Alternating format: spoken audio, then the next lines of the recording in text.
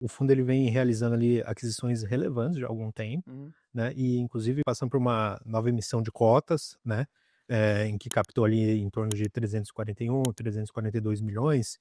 Então, Pedro, se você puder compartilhar com a gente, né, um pouco dos detalhes dessa emissão, quais os planos, né, Uhum. da gestora ali para o fundo olhando à frente. Tá legal.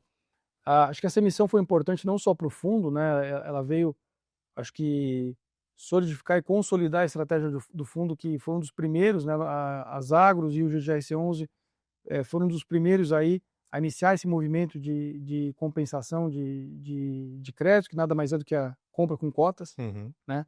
A gente viu esse momento de mercado difícil que se iria prolongar por mais tempo e acabou sendo criativo nessa estratégia, né. Então acho que a gente fez a 7ª, a 8ª e agora a 9ª emissão, né, ela veio consolidar isso, focada em operações desse tipo, né. uhum, Essa operação teve como pano de fundo a aquisição do portfólio do Helg 11, que era o fundo da REC de logística, né, então a gente acabou adquirindo todo o portfólio dele com cotas, né.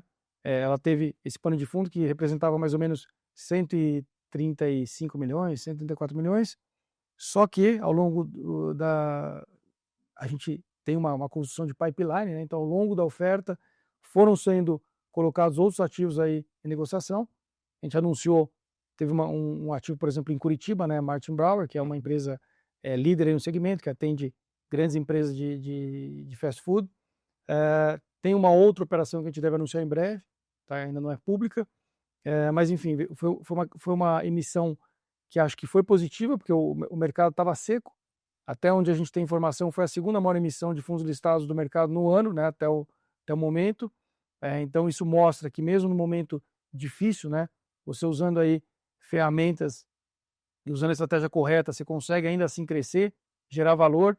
Acho que a fotografia do fundo pós-emissão é bem positiva, ele passa a ter, ele saiu de quase 1,4 bi de PL para mais de 1,7, né, ele diminui o percentual de alavancagem, que hoje fica bem confortável ali por volta de 13, 14, dependendo do momento que você olha o balanço. uhum, Você melhora o caixa, a gente captou um pouco de recurso também, era importante, né, trazer caixa para o fundo. Você diversifica mais o portfólio, são são 34 ativos agora, entre diretos e indiretos do fundo. Você aumenta o número de inquilinos, né, a gente trouxe 2 ativos multi-inquilinos também, que são condomínios, então isso melhora, acho que tanto pulveriza os inquilinos como o risco, né, você acaba tendo uma dinâmica de maior número de inquilinos, menor risco, e são ativos importantes, né, para que você consiga corrigir preço também. Porque muitas vezes, né, e é o perfil predominante do fundo hoje, você tem monoinquilinos com contratos longos. uhum, Então você muitas vezes fica abaixo. Inclusive hoje, o metro quadrado médio do fundo, né, de locação está abaixo do mercado.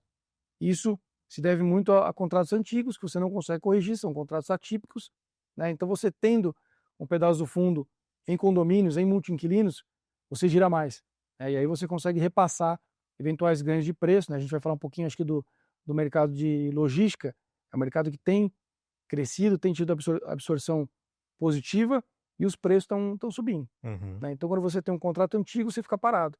Quando você tem condomínios, né, você consegue corrigir. É claro que em momentos difíceis, o contrato antigo te protege.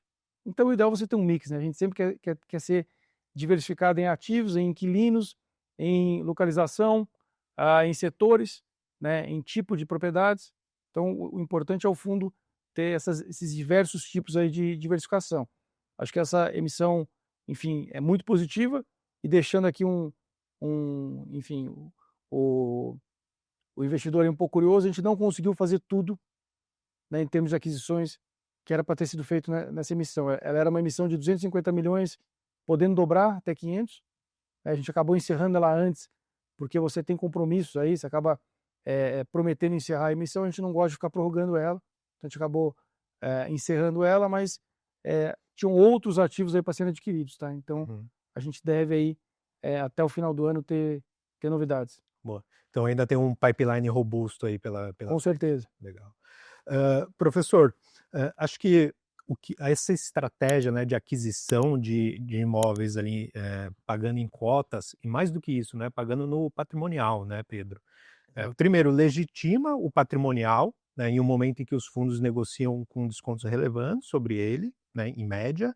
E segundo, né, o que o Pedro nos trouxe, né, traz uma criatividade, um fato novo para um mercado muitas vezes obstruído por fatores macroeconômicos, né, acaba indo ao encontro do que a gente sempre traz aqui em relação à importância da gestão ativa ali para a condução, né, dos recursos dos cotistas, não é mesmo?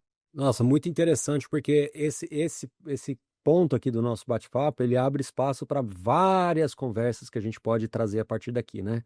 Então, assim, eu acho que sobre vários prismas aqui, eu acho que o primeiro prisma geral é que o mercado de fundos imobiliários ele está em franco processo de consolidação. Isso é inegável, né? Então a gente está vendo movimentos de gestoras, de fundos entre gestoras diferentes, fundos entre gestoras equivalentes. Então, tudo isso é consequência de uma nova fase no mercado de fundos imobiliários, justamente indo nessa direção de termos menos fundos e fundos cada vez mais realmente robustos e mais parrudos para atravessar momentos diferentes.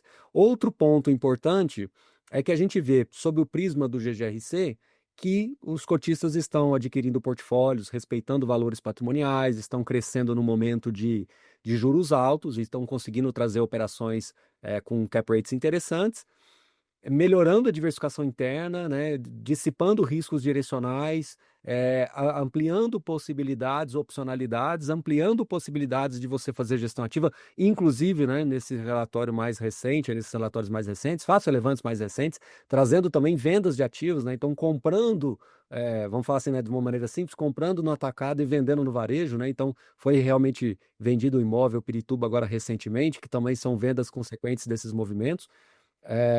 Então, assim, eu acho que tudo isso são movimentos que vão gerando valor ao longo dos ciclos, né?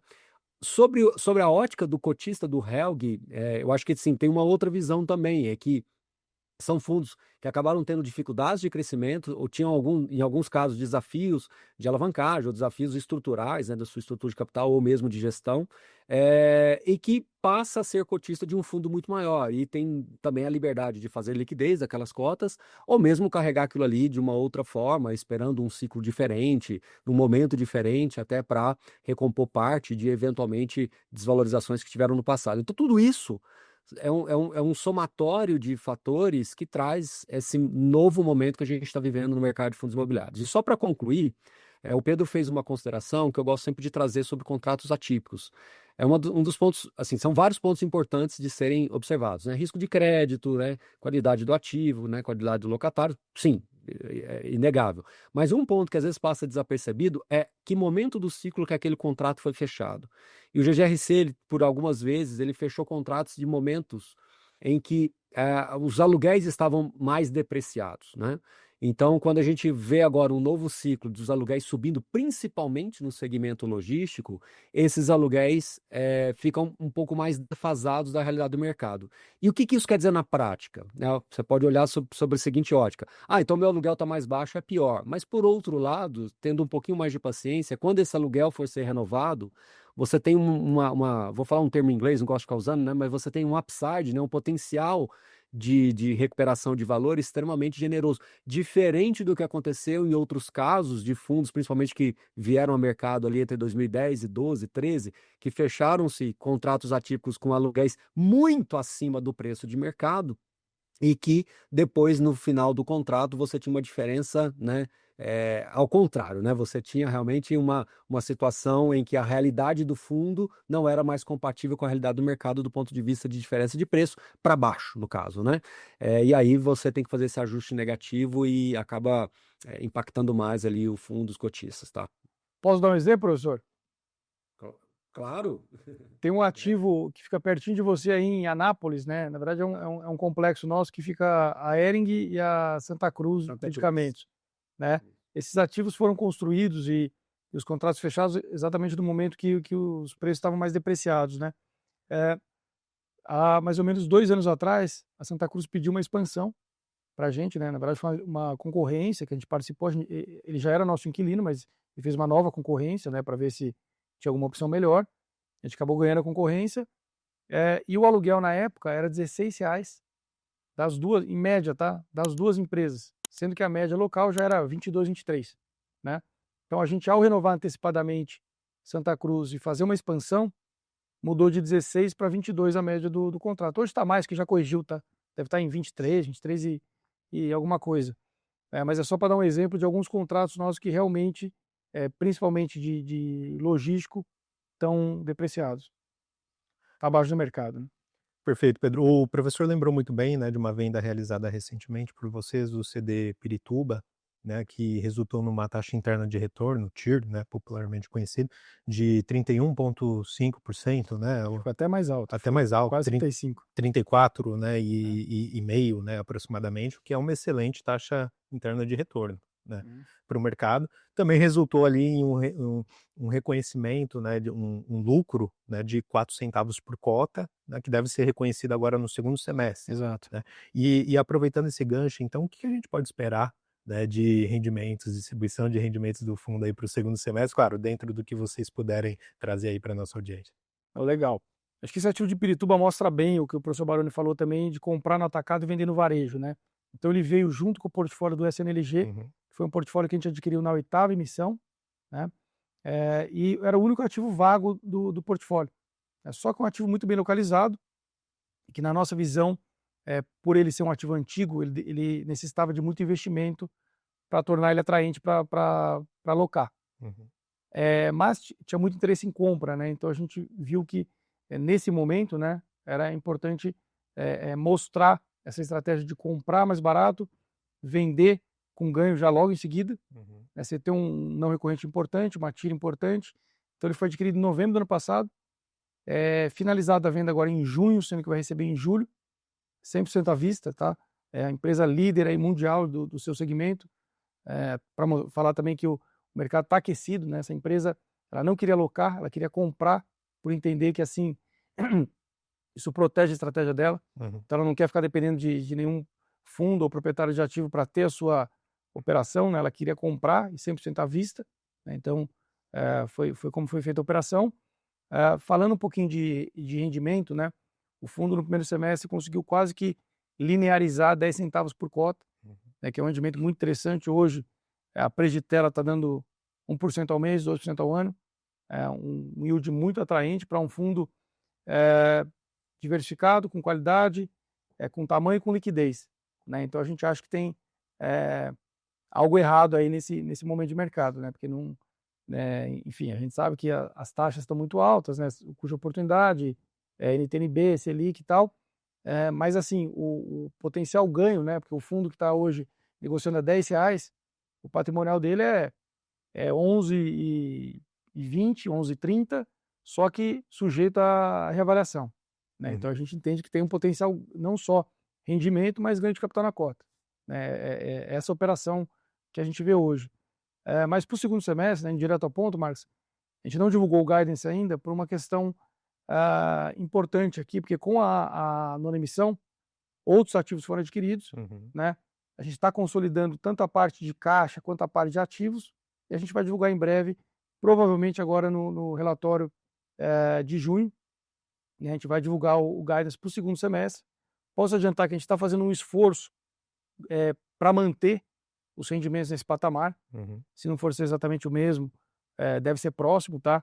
A venda de Pirituba vai ajudar muito, é uma venda que veio aí para trazer um não recorrente importante. Então a gente teve um não recorrente do primeiro semestre, que foi basicamente a desocupação do CD Campinas, da Suzano.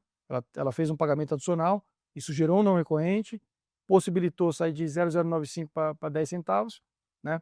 O segundo semestre, que em tese deveria voltar para o 0,095, a gente vai ter o não recorrente de Pirituba, né? Então, refazendo todos os cálculos, a gente vai em breve divulgar para o cotista aí qual é o novo guidance, sendo que muito cotista já fala, pô, não dá para ser o novo normal esse, né? O pessoal fica mal acostumado. Não, de fato. Esse é o problema. Um fundo imobiliário que investe em propriedades, né, pagando 1% ao mês, isento, né, até segunda ordem, né, pelo menos, de fato mostra um nível de rentabilidade muito elevado, né? Agora, Pedro, né, você, nas suas fases iniciais, comentou sobre a importância das emissões, tanto pensando em diluição da alavancagem do fundo, né, e também um reforço, né, de caixa ali super importante também para fazer frente a obrigações, enfim, investimentos necessários ali que se tem, né, no radar. Então, em termos de alavancagem, hoje o fundo está tranquilo. O fundo tem uma relação, acho que pelo tamanho dele, né, uma relação, quer dizer, tem uma alavancagem pelo tamanho dele confortável, e isso representa hoje menos de 15% se você pegar a alavancagem sobre os ativos, né? É importante que essa emissão veio basicamente um crescimento nos ativos, né, e não cresceu a alavancagem do fundo. Sim. A gente tinha uma obrigação agora, na verdade em julho ainda, né, uma amortização programada de um CRI que foi herdado do portfólio ainda do SNLG, e o pessoal estava preocupado, pô, como é que vai pagar essa amortização? Uma amortização de 23 milhões, 24 milhões quase. A gente refinanciou ela, então a gente emitiu um novo CRI, a taxa praticamente igual, até um pouco mais baixa, tá sem multa de pré-pagamento.